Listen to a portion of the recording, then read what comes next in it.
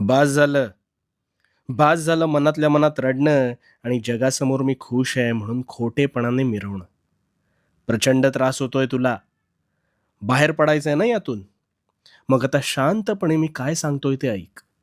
ह्या जाचातून मुक्त होऊन जाशील. मला सांग, घरात कधी प्रसन्न वाटतं रे? केर काढल्यावर. कारण केर काढल्यावर घरात लक्ष्मी वास करते अशी एक धारणा आहे.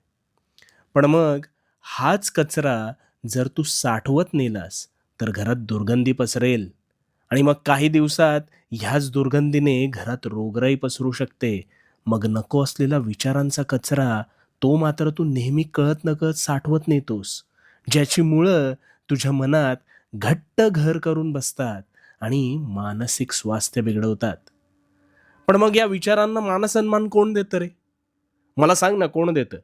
तूच ना.